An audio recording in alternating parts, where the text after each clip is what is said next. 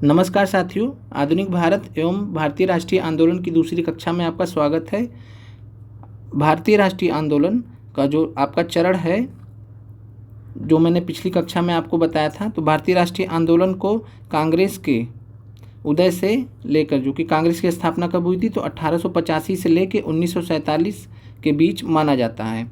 और आज की कक्षा में भारतीय राष्ट्रीय आंदोलन से पहले भारत में जितनी भी राजनीतिक संस्थाएं थी जो कि महत्वपूर्ण हैं परीक्षा दृष्टि से, आज हम उनके बारे में जानेंगे। और साथ में ही आपको यह भी ध्यान रखना है कि भारतीय राष्ट्रीय कांग्रेस, जिसकी स्थापना 1885 में हुई थी, तो ये अखिल भारतीय स्तर की थी। तो अखिल भारतीय स्तर की जो पहली संस्था थी जो अस्तित्व में आई थी, वो आपकी भारतीय राष्ट्रीय कांग्रेस थी। इससे पहले की जितनी भी राजनीतिक संस्थाएं थी वो अपने जो है क्षेत्र में सीमित थी।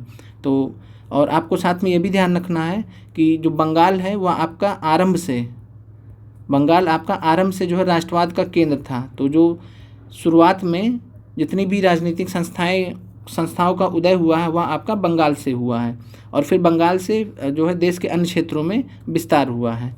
आगे बढ़ते हैं। तो यहाँ पे आपका जो कांग्रेस से पूर्व आपका जो पाठ है, कांग्रेस से पूर्व महत्वपूर्ण राजनीतिक संगठन, और इस क्रम में जो आपका पहला है बंग भाषा प्रकाशक सभा, बहुत महत्वपूर्ण है। 1836 में इसकी स्थापना की गई थी।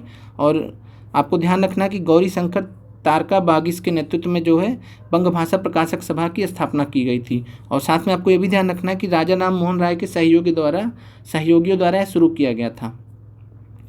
और राजा राम मोहन राय आधुनिक भारत के निर्माता थे, और इनके बारे में विस्तार से हम आने वाली कक्षाओं में जो है पढ़ेंगे। आगे बढ़ते हैं। जमींदारी एसोसिएशन, जिसको लैंड होल्डर्स सोसाइटी बोला जाता है, तो ये जमींदारों का जो वर्ग था उनके द्वारा आरंभ किया गया था, और यह 1838 में इसको स्टार्ट किया गया था। तो इसमें जो है भारत की पहली संगठित राजनीतिक सभा के रूप में ये जाना जाता है। इसके संस्थापक सदस्य बहुत महत्वपूर्ण हैं परीक्षा दृष्टि से, तो द्वारकानाथ टैगोर, प्रसन्न कुमार टैगोर, राजकमल सेन एवं भवानी चरण मित्र या बंदोपाध्याय। अगले पे आते हैं। तो अगला आपका है बंगाल ब्रिटिश इंडिया सोसाइटी। तो आपको ध्यान रखना है कि बंगाल ब्रिटिश इंडिया सोसाइटी की स्थापना कब हुई थी, तो 1843 में। और साथ में फिर आपको ब्रिटिश इंडियन एसोसिएशन, जिसकी स्थापना 1851 में हुई थी, तो इसको जो है जमींदारी एसोसिएशन एवं बंगाल ब्रिटिश इंडिया सोसाइटी का विलय करके यह संस्था बनी थी। तो आपको यह पॉइंट ध्यान रखना। प्रश्न में परीक्षा में पूछा भी गया कि ब्रिटिश इंडियन एसोसिएशन को किन दो संस्थाओं के विलय से बनाया गया था। तो आपको ध्यान रखना कि ऊपर हमने जो जमींदारी एसोसिएशन पढ़ा है और साथ में जो है बंगाल ब्रिटिश इंडिया सोसाइटी, इन दोनों को मिला दिया गया था 1851 में, और फिर जो है ब्रिटिश इंडियन एसोसिएशन नाम की संस्था जो है बनी थी। तो आपको यह ध्यान रखना। और ये चारों संस्थाएं आपकी बंगाल में थी, और फिर बंगाल से देश के अन्य क्षेत्रों में भी राजनीतिक संस्थाओं का उदय हुआ, जिनके बारे में हम आगे देखने वाले हैं। फिर आपका है पूना सार्वजनिक सभा, बहुत इंपॉर्टेंट है परीक्षा दृष्टि से। इसकी स्थापना 1870 में हुई थी, और इसके संस्थापक थे महादेव गोविंद रानाडे, बहुत महत्वपूर्ण है परीक्षा दृष्टि से महादेव गोविंद रानाडे। और इसका जो आपका स्थान था वो पूना, बॉम्बे था। फिर अगला है मद्रास। तो आपका मद्रास में जो है मद्रास महाजन सभा, परीक्षा दृष्टि से बहुत महत्वपूर्ण है। बहुत परीक्षा में जो है बहुत सारे प्रश्न पूछे गए, कई बार पूछे गए, रिपीट भी हुए हैं। तो ये आपका 1884 में मद्रास में जो है इसकी स्थापना हुई थी, और इसके संस्थापक सदस्य जो थे वो थे M.B. राघवाचारी, B. सुब्रमण्यम अय्यर और साथ में P. आनंद चार्लू। तो आपको ये तीन नाम जो है मद्रास महाजन सभा से संबंधित ध्यान रखने हैं। M.B. Raghavachari, B. Subramaniam Iyer, P. आनंद चार्लू। फिर आगे बढ़ते हैं।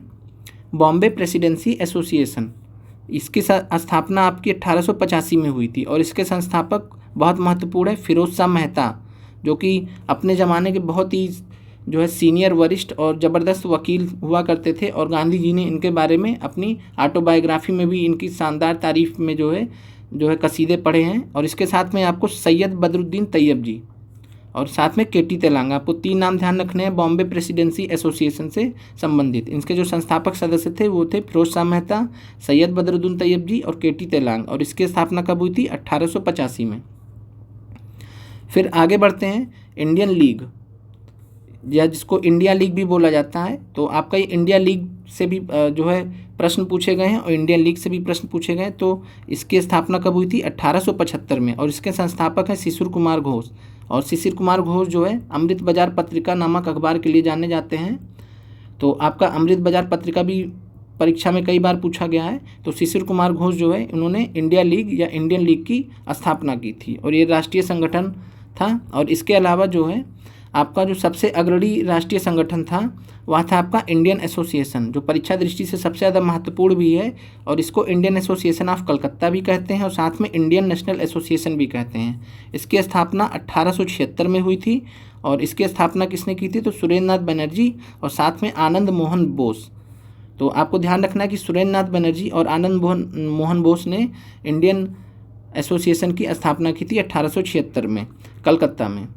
फिर आगे है और आपको जो है इंडियन एसोसिएशन के बारे में ध्यान रखना है कि यह अग्रणी राष्ट्रीय संगठन था जो भारत के जो राष्ट्रीय मुद्दे थे उनको जो है अपने स्तर से उठा रहा था। साथ में इंडियन एसोसिएशन भारतीय राष्ट्रीय कांग्रेस की पूर्ववर्ती संस्थाओं में से एक महत्वपूर्ण संस्था थी। तो आपको ध्यान रखना है कि इंडियन एसोसिएशन भारतीय राष्ट्रीय कांग्रेस की पूर्ववर्ती संस्थाओं में से एक महत्वपूर्ण संस्था थी।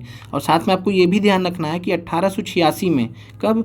तो आपका ये 1886 में इंडियन एसोसिएशन का कांग्रेस में विलय हो गया और सुरेंद्र नाथ बनर्जी उन्होंने जो है कांग्रेस को ज्वाइन कर लिया, तो वो भी जो है कांग्रेस के सदस्यों में शामिल हो गए।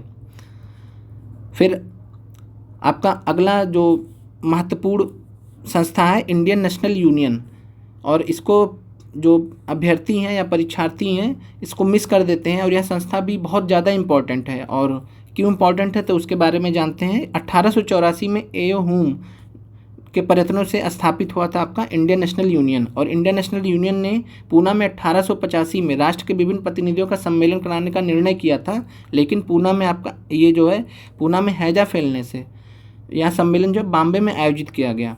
और साथ में आपको ये भी ध्यान रखना है कि इंडियन नेशनल यूनियन द्वारा ए.ओ. ह्यूम के नेतृत्व में बॉम्बे में सम्मेलन आयोजित किया गया 1885 में, और यही सर्वप्रथम अखिल भारतीय कांग्रेस का गठन किया गया।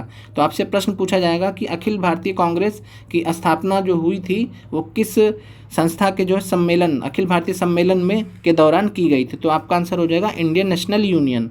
आगे बढ़ते हैं। अब भारतीय राष्ट्रीय आंदोलन पे हम लोग आते हैं और यहाँ पे आपको ये ध्यान रखना है कि भारतीय राष्ट्रीय आंदोलन का जो चरण है वो कब से शुरुआत माना जाता है? तो कांग्रेस की स्थापना से।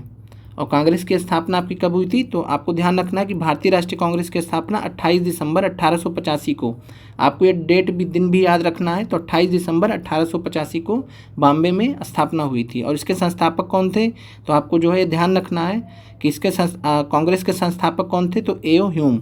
ये कौन थे? तो अंग्रेजी अधिकारी थे जो कि रिटायर्ड सिविल सर्वेंट थे। और कांग्रेस का प्रथम अधिवेशन के बारे में जो है ये गोकुलदास तेजपाल संस्कृत महाविद्यालय बॉम्बे में आयोजित हुआ था। और साथ में 28 दिसंबर जिस दिन कांग्रेस की स्थापना हुई थी उसी दिन इसका पहला सत्र रखा गया था। और इसके जो अध्यक्ष थे, कांग्रेस के प्रथम अधिवेशन के अध्यक्ष कौन थे? तो बैमोश चंद्र बनर्जी। परीक्षा दृष्टि से बहुत महत्वपूर्ण है।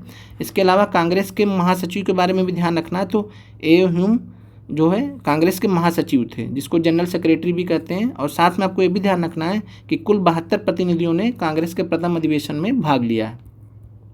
और ये अखिल भारतीय स्तर, कांग्रेस जो है अखिल भारतीय स्तर की पहली राजनीतिक संस्था थी और इसलिए जो है यह परीक्षा दृष्टि से सबसे ज़्यादा महत्वपूर्ण है। इसके अलावा आपको ध्यान रखना है कि 1886 में जो भारतीय राष्ट्रीय कांग्रेस का अधिवेशन हुआ था दूसरा, तो आपका जो दूसरा अधिवेशन हुआ था कलकत्ता में हुआ था। आपसे स्थान पूछ सकता है कि कांग्रेस का दूसरा अधिवेशन कब हुआ, कहाँ हुआ था? तो कलकत्ता में। और किसकी अध्यक्षता में? अध्यक्ष कौन थे? तो दादा भाई नौरोजी, जो कि भारत के grand old man of India के नाम से भी जाने जाते हैं। और इनके बारे में डिटेल में हम आगे की कक्षाओं में देखेंगे। फिर 1887 में कांग्रेस का तीसरा अधिवेशन हुआ मद्रास में, और इसमें आपको ध्यान रखना कि बदरुद्दीन तैयब जी जो है कांग्रेस के अध्यक्ष थे तीसरे अधिवेशन के, और ये पहले मुस्लिम अध्यक्ष थे। तो आपसे प्रश्न पूछ सकता है कि भारतीय राष्ट्रीय कांग्रेस के पहले मुस्लिम अध्यक्ष कौन थे? तो बदरुद्दीन तैयब जी।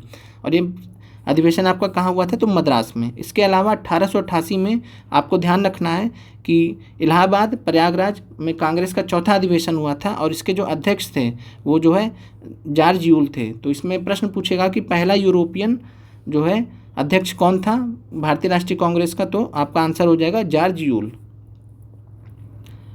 फिर अगला है कलकत्ता विश्वविद्यालय, आपकी परीक्षा दृष्टि से बहुत महत्वपूर्ण है और इसका जो स्थापना है वो आपका 24 जनवरी 1857 है। तो आपसे वर्ष भी पूछा गया है। और इसके अलावा यहाँ भी प्रश्न पूछा गया कि प्रथम स्नातक, कलकत्ता विद्यालय के प्रथम स्नातक कौन थे। तो आपके बारे में आपको जो है ध्यान रखना कि बंकिम चंद्र चट्टोपाध्याय और साथ में जोदूनाथ बोस, दो लोग थे।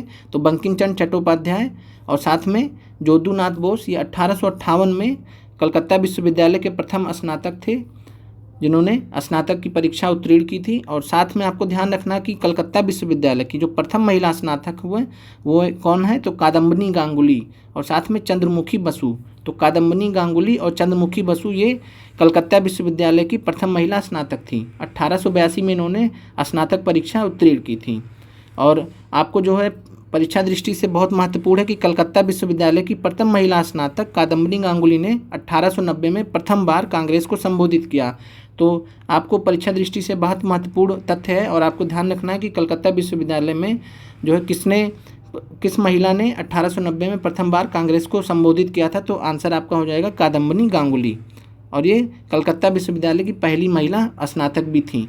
तो आपको यह ध्यान रखना है। फिर आगे आते हैं तो सत्येंद्रनाथ टैगोर के बारे में या सत्येंद्रनाथ ठाकुर के बारे में आपसे प्रश्न पूछा गया है। तो ये कौन थे, तो आपको ध्यान रखना है कि प्रथम भारतीय थे जिन्होंने 1863 में भारतीय सिविल सेवा, जिसको इंडियन सिविल सर्विस भी बोलते हैं, तो उन्होंने परीक्षा उत्तीर्ण करके अधिकारी बने थे। तो आपको ध्यान रखना है कि भारतीय सिविल सेवा परीक्षा उत्तीर्ण करने वाले पहले भारतीय कौन थे, तो सत्येंद्रनाथ टैगोर या सत्येंद्रनाथ ठाकुर।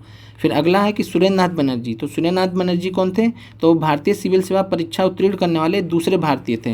इन्होंने 1869 में परीक्षा उत्तीर्ण किया था, लेकिन जो है ब्रिटिश सरकार ने किन्हीं कारणों से इनको जो है मतलब अमान्य कर दिया था। फिर उन्होंने दोबारा से 1871 में परीक्षा उत्तीर्ण किया था और फिर ये जो है इनको अधिकारी बनाया गया था। फिर अनजाने में जो है इनसे एक प्रक्रियात्मक त्रुटि हो गई थी, जो कि बहुत एक छोटी सी गलती थी, जिसके बदले इनको जो है 1874 में बर्खास्त कर दिया गया था। तो आपको जो है परीक्षा में पूछा गया है कि किन जो है सिविल सेवा अधिकारी को, भारत के किस सिविल सेवा अधिकारी को जो है बर्खास्त कर दिया गया था, प्रक्रियात्मक त्रुटि के लिए बर्खास्त कर दिया गया। तो 1874 आपको ध्यान रखना है वर्ष। और सुरेंद्रनाथ बनर्जी ने परीक्षा उत्तीर्ण करके अधिकारी कब बने थे, तो 1871 में इन्होंने परीक्षा उत्तीर्ण की थी।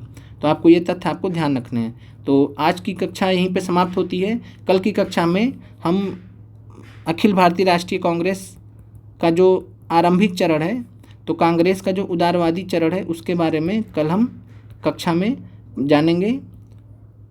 और उदारवादी चरण आपका 1885 से 1905 के मध्य माना जाता है।